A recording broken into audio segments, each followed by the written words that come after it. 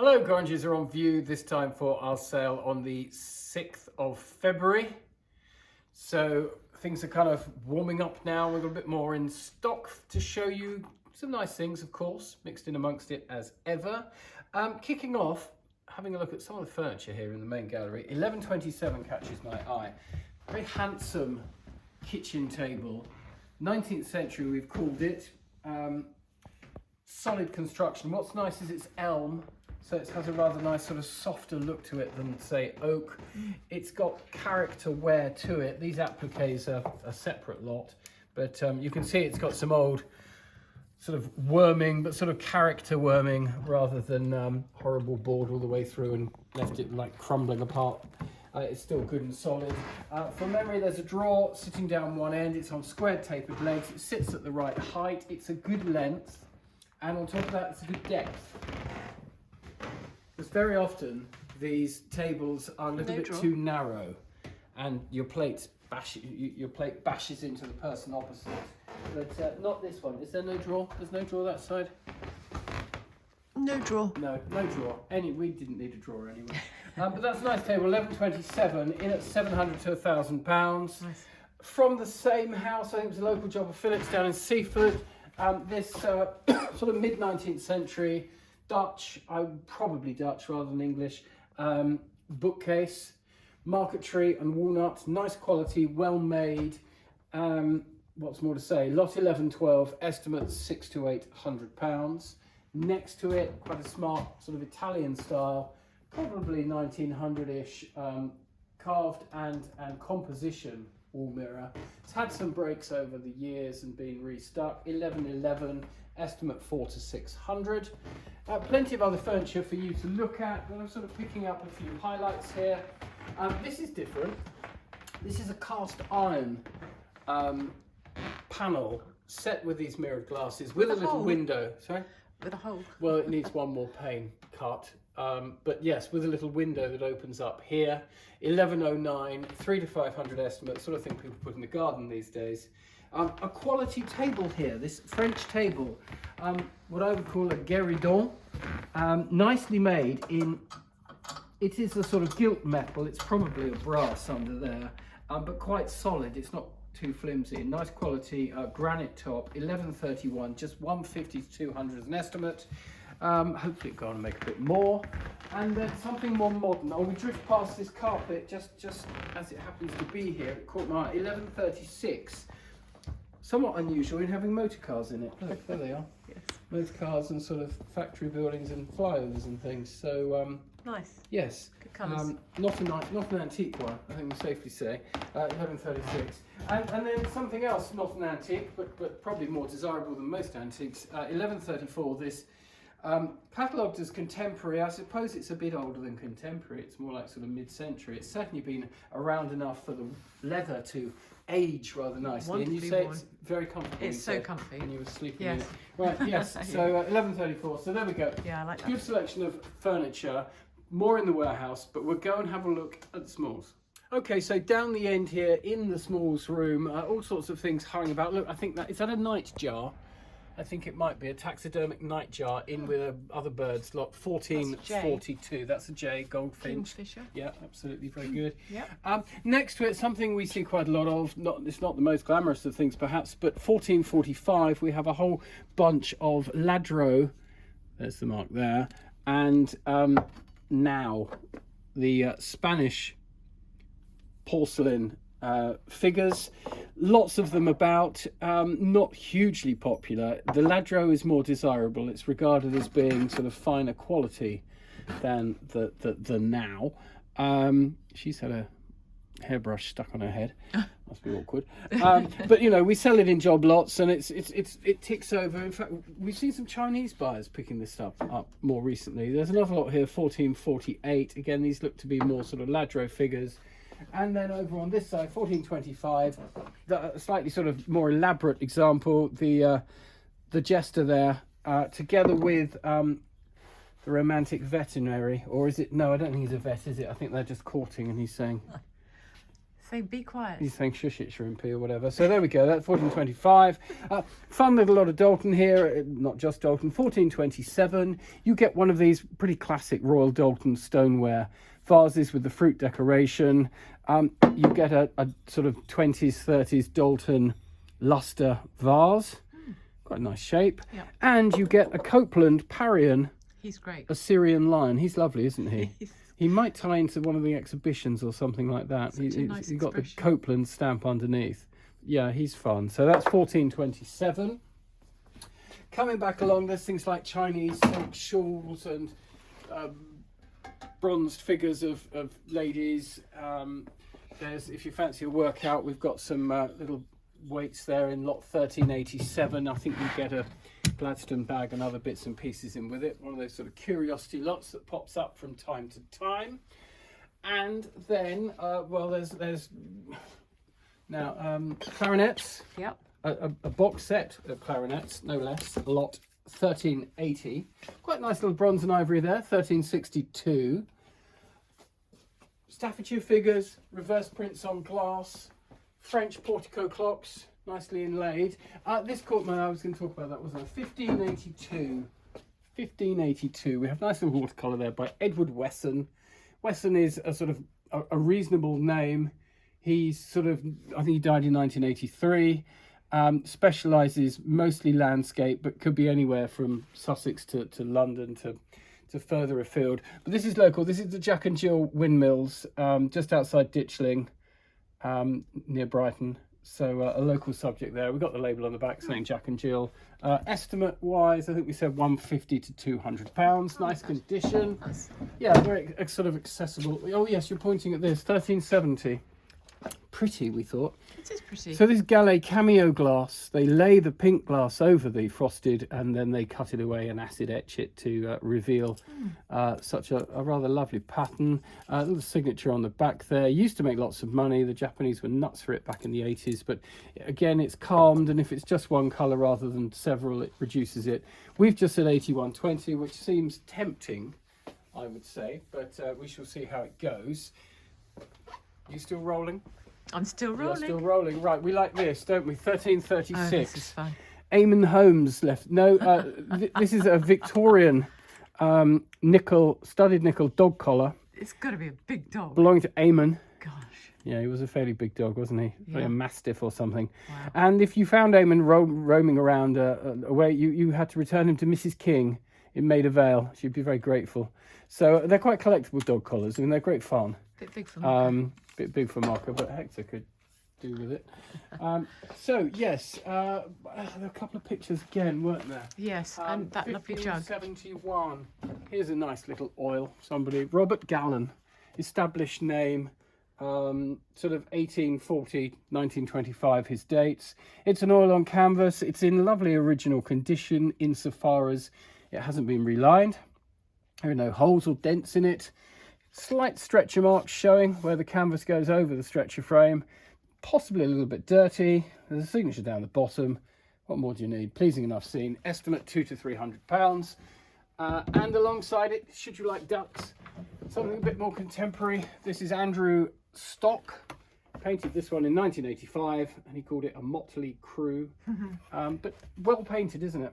Nice. Not badly done. I think modest estimate, about £100 or so. That is 1572.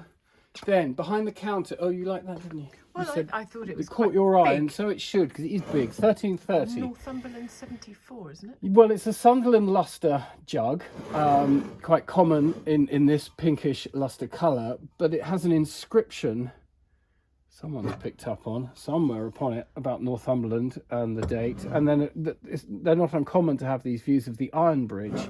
There's the Northumberland. Ah, right. The naval warship, Northumberland 74. 74 referring, I imagine, to the number of guns. It's quite a big ship. Yes. And then a further verse around here about friendship, love and truth. So that's not a bad example, really. Condition looks to be good, which is nice. So Unusual Valentine's present. yeah, 1330.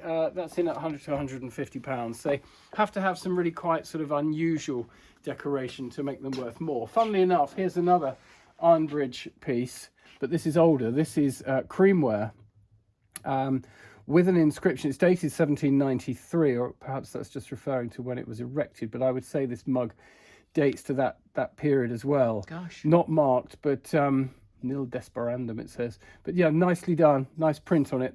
Condition a bit poorly. You can see the cracking. Oh, we get a frog inside. Oh my goodness! Did you Nice. think that might be the case? Well, I have seen them before, but I have you? wasn't expecting it. And it's in with this less remarkable sort of Staffordshire mug, which also had a frog in it. Oh.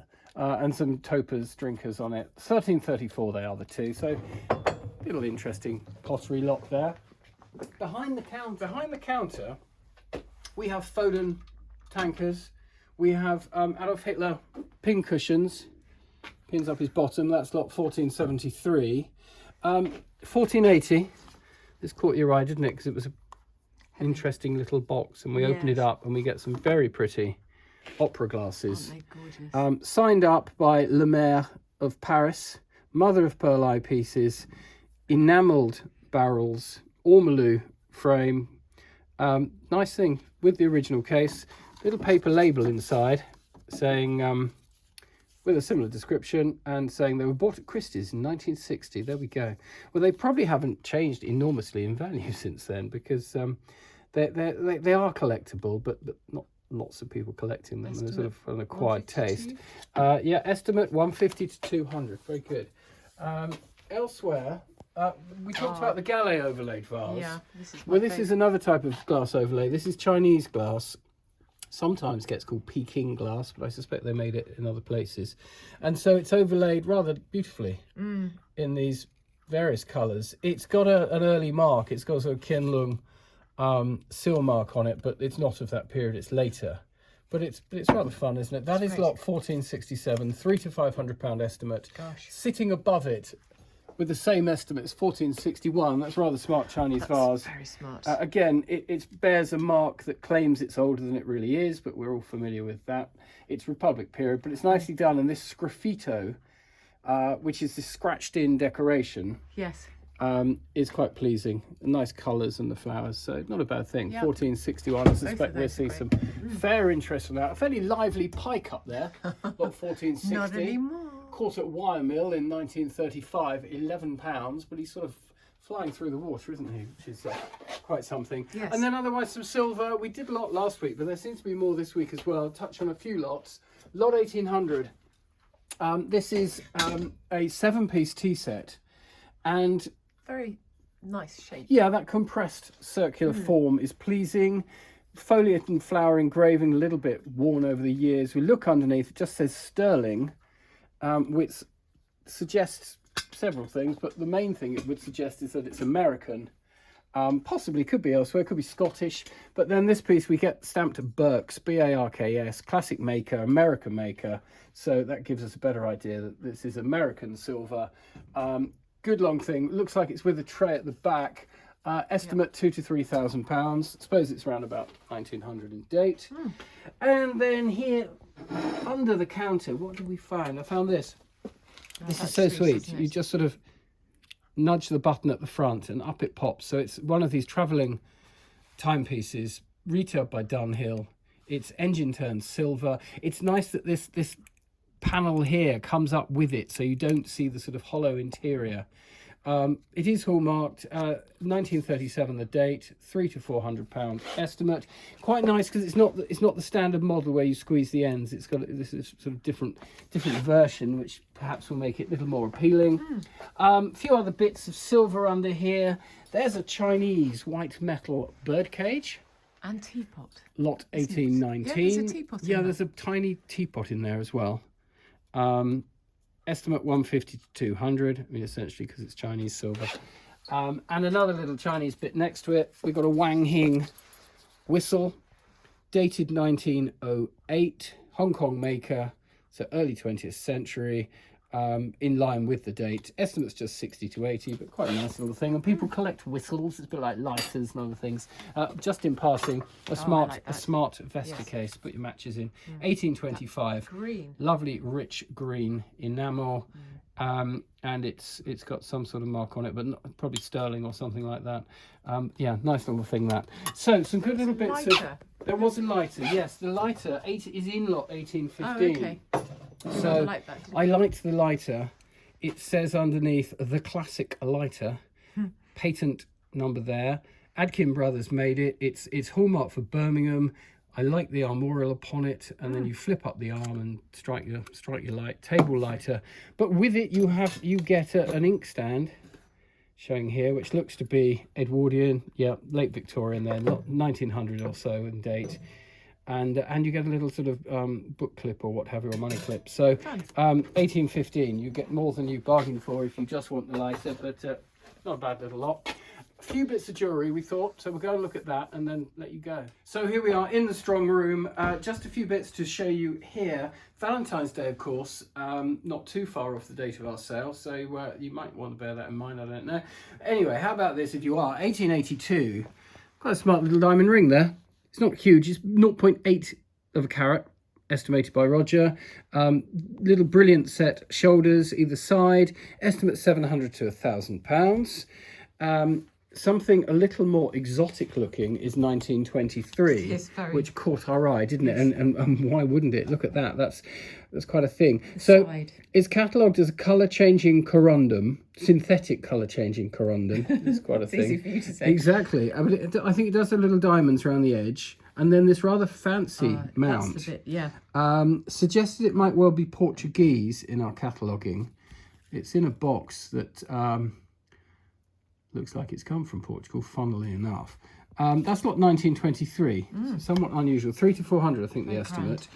Nearer the Valentine's theme, we struggled a bit, but 1911, the little brooch. Pretty. Pretty, yes. Rose diamonds, pearl, and sort of chrysoprase, I think. The triple hearts. Austro-Hungarian, Roger thought on that one. You get with it one of these Victorian jobbies. Estimate 120 to 150. Jobbies, absolutely. 1877, Jensen. Nice that it's in a box. Yes. Nice to be able to give something in a box. And inside, yeah, this classic sort of leaf and berry brooch in silver, fully marked up with the model number, etc. So that's quite nice. Thing, yeah. Estimate there, 120, 150, feels about right. Valentine again, 1909, this sort of pink topaz. It's a fair size, that. Pink topaz with diamonds set to the shoulders, so a sort of quality mount. Estimate 300 to 500 on that one, bit different. Yeah. 1928, how about a garnet and diamonds? 18 carat setting, 150 to 200 the estimate there.